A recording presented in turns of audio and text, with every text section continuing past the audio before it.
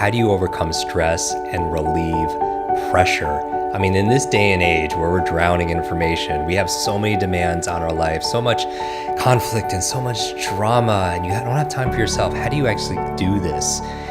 And so how do we relieve that pressure? How do we overcome that stress?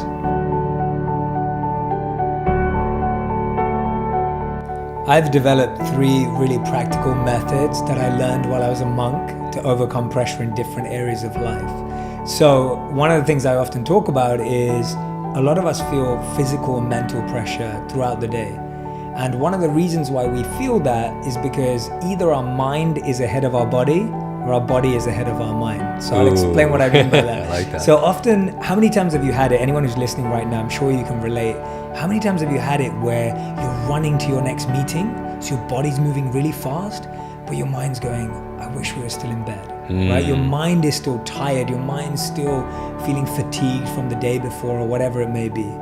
And sometimes we have it the other way around. Your mind's racing. It's saying, okay, we got this to-do list, and now we got this to do, and now we got this to do. And your body's going, ugh, why can't it just be Friday already? Why can't it be the weekend? Because your body's tired. So what we generally experience in our life is either our body's ahead of our mind or our mind's ahead of our body. And that creates friction. That's a disconnect in our life. And we were just talking about this, that we feel alignment when what we think, what we say, and what we do, that's when we feel harmony. Right. So the way to do that, one really practical tip, I do it all the time, especially when I'm rushing onto stage to speak at a conference, or I'm walking into a meeting and it's been a long day or whatever it is, I focus on my breath. And what I do is that I breathe in for the same amount of time as I breathe out. So when you breathe in for a count of 4 and breathe out for a mental count of 4, and you imagine the numbers in your head. So you want to breathe in and count to 4 in your mind, and you want to breathe out and count to 4 in your mind. You're aligning your mind and your body, because now your breath is breathing in for 4, the counts in your head, and then you're breathing out for 4, and the counts in your head. So what you've basically done is taken either your body and your mind, whichever one was ahead or behind, and brought them back in alignment. The second one that I love for dealing with pressure and stress is visualization. And this visualization allows you to deal with the pressure and stress before the actual activity. Ooh. What it does is it allows you to fast forward. It's almost like time dilation. You're fast forwarding an experience and bringing it to the present where you're not experiencing that pressure and stress. Right. So that you can engage with it better. So if you're scared, for example, if you've got a really big meeting or a big pitch coming up, if you live that meeting and visualize that meeting now, and visualize yourself walking in with confidence, visualize yourself not falling over on the stage, right. Visualize yourself starting that first word that you say with composure, with eloquence, with effectiveness, then when you actually walk into that space tomorrow, you're going to carry that energy with you. And this is one of the biggest mistakes we make, that we stress before, right, but we don't prepare before.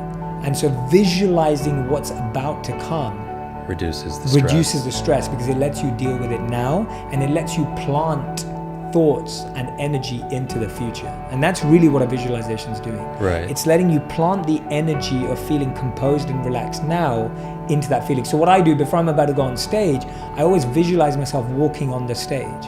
And I do that to make myself feel comfortable and reminding myself I'm not going to trip on stage, which we all fear as speakers.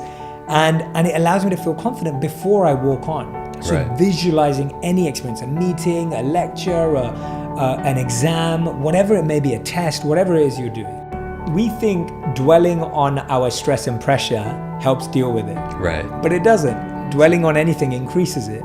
Yes. So the only way to deal with it is to reprogram ourselves to deal with it how we want, in the aspirational sense. I love it. To create that visualization. That's step 2. And step number 3 for me, which I love about, again, bringing the consciousness. So the first one we did, breath was the body, right. Visualizations for the mind, and this one's for the consciousness or your soul. And one of the ways of making your consciousness come alive. So it's said that when we're in a coma or even towards the end of our lives, the only sense that it's still active is sound. Right. We can still hear sound. And all of us, even when you wake up in the morning, you don't wake up to a visual.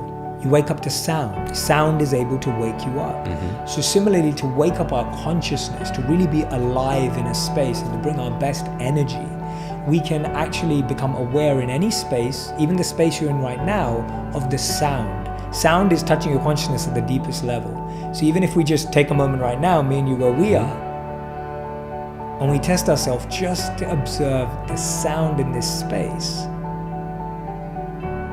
wherever you are, that's going to bring your deepest attention to that place.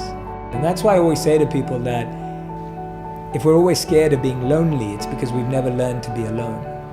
Right? If we never learn to be alone, we'll always feel lonely. Right. And hence being alone. But when we're alone and we're able to just listen, not to silence, there is sound. Right. It allows you to just be present. So those are my 3 tips on dealing with pressure and stress I love that. any scenario. Try different ones out at different times.